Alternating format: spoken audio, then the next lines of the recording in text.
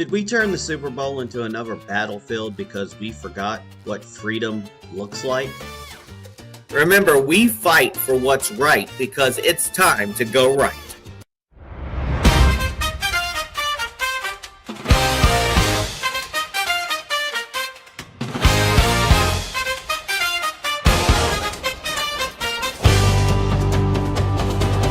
Welcome to Go Right with Peter Boykin, the Constitutionalist for liberty. Go right, not left, not right, alone in sound, but liberty where truth is found. Speak your mind, don't stand aside, let the Constitution be your guide. Turn it up, let freedom ring, every voice deserves to sing. Welcome to Go Right with Peter Boykin, the Constitutionalist for liberty. Real talk, bold thought, clarity. Go right news.com. Join the journey.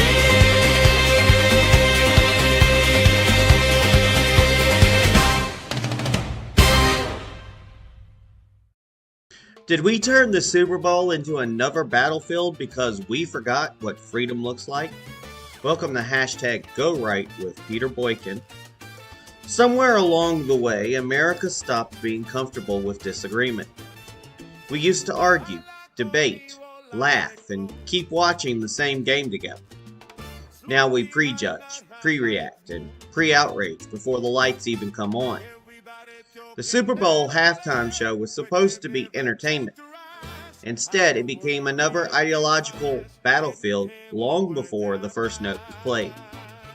And that says more about us than it does Bad Bunny.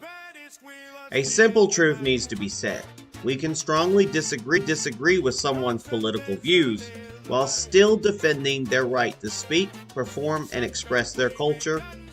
That is not weakness, that is liberty. As a constitutionalist for liberty, I may disagree, and I do disagree with Bad Bunny on issues like ICE or immigration policy. Many Americans do. But freedom was never designed to protect only voices we personally agree with. The First Amendment exists precisely because we will encounter ideas and perspectives that challenge us. Freedom is not agreement. Freedom is consistency. What happened around this halftime show revealed something deeper. Millions reacted to predictions instead of reality. Memes spread faster than facts. Some critics chose alternative halftime streams instead of watching the performance itself, yet still joined the outrage as if they had experienced it firsthand. Now that's not criticism. That is tribalism. Shared cultural moments have become loyalty tests. Instead of asking whether something was creative or meaningful, people ask whether it aligns with their political identity. When curiosity disappears, unity follows. Now I have to remind people, Puerto Rico is part of the United States. Puerto Ricans are American citizens. Their culture is American culture, whether it fits your personal taste or not. Rejecting cultural expression simply because it feels unpopular or unfamiliar or politically uncomfortable narrows our understanding of what America is supposed to be. A confident nation does not fear cultural expression. A confident nation debates it, engages with it, and grows stronger because of it. The real tragedy is not that people loved or hated that halftime show. Art has always divided audiences, especially music. The real tragedy is that Americans increasingly cannot experience anything together without turning it into a battlefield. We have forgotten how to disagree without declaring war. We have forgotten how to say, that was not for me, without demanding it disappear. We have forgotten that liberty means coexistence, not conformity. The Super Bowl once stood as one of the last shared national experiences where Americans across political lines could feel connected, even while disagreeing. When even halftime becomes symbolic warfare, it signals something deeper than cultural controversy. It signals a loss of perspective. America did not lose its ability to disagree. America lost its ability to be comfortable with disagreement. Memes replaced reality. Predictions replaced observation. Political labels replaced curiosity. People chose not to watch, not to listen, not to engage, yet they still claim certainty. Political identity became more important than shared experience. And that should concern anyone who believes in liberty. Freedom means hearing things you do not like, seeing things you would not choose, sharing space with people who think differently than you do. Liberty was never about anyone and everyone agreeing. Liberty was about learning how to stand together anyway. Maybe the real question was never whether the halftime show represented America. Maybe the real question is whether Americans still remember how to live with freedom. Because if we cannot rediscover that, the greatest loss will not be a halftime performance. It will be the shared culture that once made this country feel united, even when we disagree. And here's the truth that nobody wants to admit. America is not falling apart because we disagree. America struggles when we stop listening, stop engaging, and stop allowing space for difference within a shared framework of liberty. The moment we demand cultural conformity instead of defending freedom of expression, we abandon the very principles that made a disagreement possible in the first place. If we want unity again, it will not come from forcing everyone to think the same. It will come from rediscovering the strength to stand together, argue openly, and still recognize each other as part of the same American story. Now let's talk about what did Bad Bunny actually sing at the Super Bowl. Here's the truth behind the headlines. There's been a lot of outrage, a lot of opinions, and honestly a lot of confusion about the halftime show. And what strikes me most is how many people reacted strongly without actually understanding what was being said or even what language it was being said in. Yes, most of the performance was in Spanish. That should not surprise anyone. This was built around a Spanish album and Latin music culture. Yet some people complained that the show was not American enough, because they could not understand it, while at the same time criticizing the lyrics as inappropriate or dirty. Now that contradiction tells us something important. You cannot claim you did not understand the words and then confidently judge their content. There was even a small portion in English and salsa style performed by Lady Gaga, which seems to get overlooked by critics who insist the entire show excluded English audiences.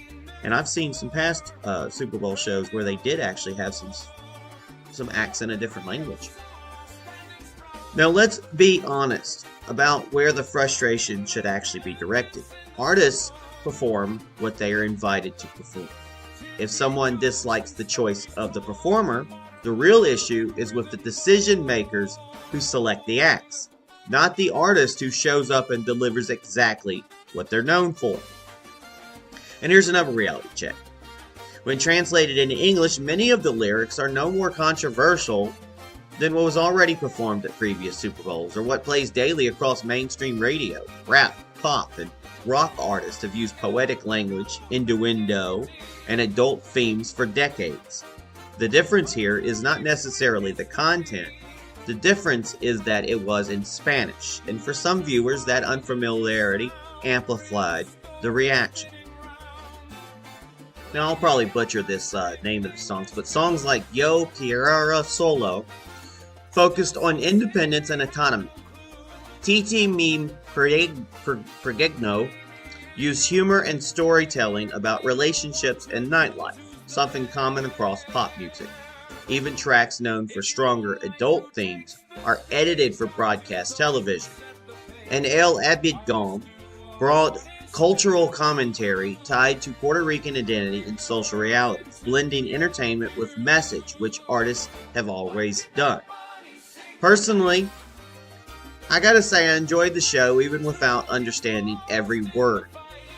After last year's more subdued performance, people were saying it sucked, this one felt like a true Super Bowl production with energy, scale, and spectacle. Yes, the crowd may not have fully connected at times, or most of the time. It is harder to sing along when the language is unfamiliar, and I mean, yeah, couldn't. There was some beats in there that you kind of recognize. But that does not make the performance lesser. It just makes it different. Before turning entertainment into another ideological battlefield, maybe we should take a breath and ask the simple question.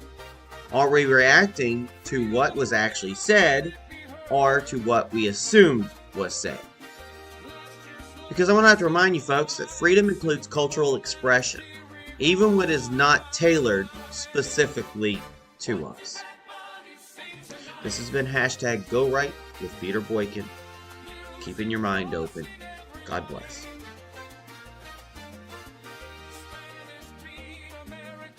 Now folks, this is on GoRightNews.com, PeterBoykin.com, and GoRightNC.com. This is all part of the article, and there's more information to be heard as I post my ideas about things. Thank you for sharing this, and thank you for listening to #GoRight with Peter Boykin. I've got a little bit more to talk about.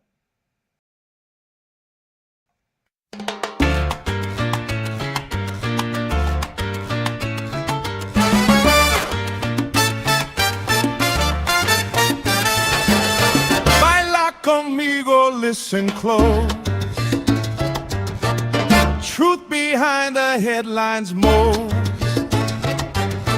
Everybody talking loud online, but they never check the lines. Half the world reacting fast, didn't hear the words that passed. Spanish rhythms fill the night, culture dancing in the light. Some complained they couldn't see what the message meant to be. If you don't understand the song, does it mean the singer's wrong? Or maybe we just need context before we judge the beat. What did Bad Bunny sing tonight? Truth gets lost in the fight. Spanish words, global sound, freedom dancing all around. Not every lyric made for you, but freedom lets the music through.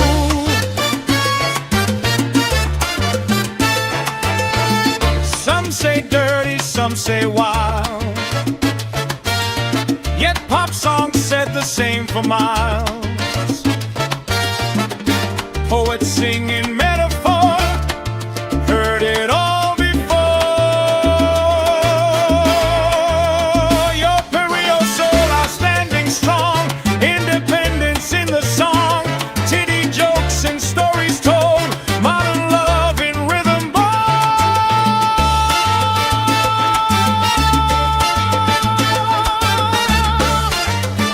Oh yeah!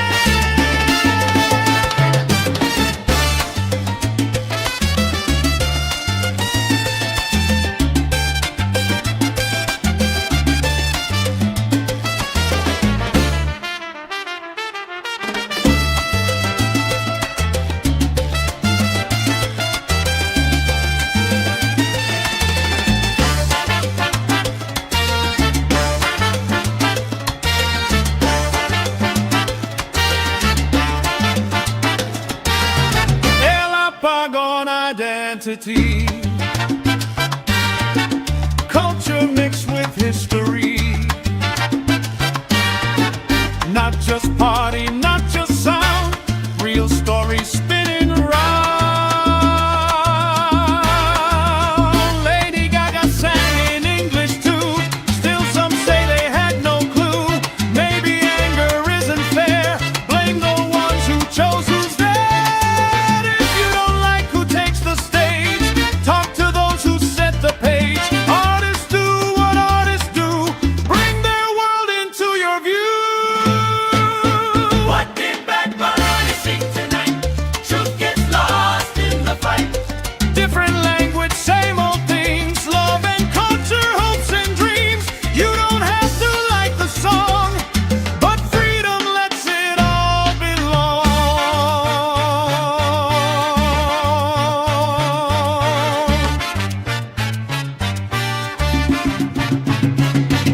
Dance, even if you don't know the words. Feel the rhythm, let it be heard. Last year slow, this year alive. Super Bowl and let's it revive.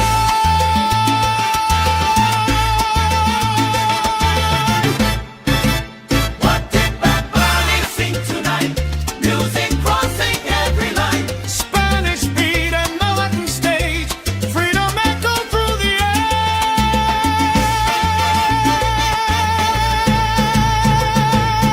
age. Baila, debate, celebrate free. Liberty and harmony.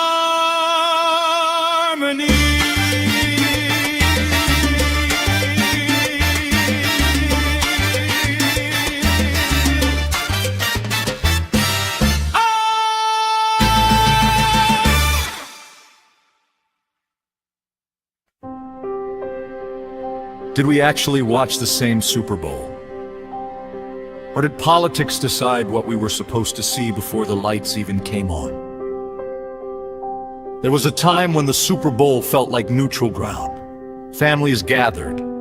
Political differences faded into the background. The biggest debates were about commercials, referees, or whether the halftime show lived up to expectations. For a few hours, Americans could disagree without turning everything into an ideological battle. That shared cultural space is becoming harder to recognize. Instead of discussing football strategy or performance quality, social media erupts into political trench warfare. Before the event even begins, expectations are shaped by headlines, memes, and narratives long before viewers see the performance. That is exactly what happened surrounding Bad Bunny's halftime show. Before he stepped onto the stage, predictions of controversy flooded timelines. Critics warned it would be anti-American or politically divisive. Supporters framed it as cultural representation. Many viewers formed firm opinions before the first note was played. Some chose alternative halftime streams while still criticizing what they believed the show represented. The halftime performance stopped being just entertainment and became a symbol in America's broader culture war. And that reaction reveals something deeper than disagreement about music. It reflects a shift in how Americans experience shared cultural moments. The divide is no longer purely political.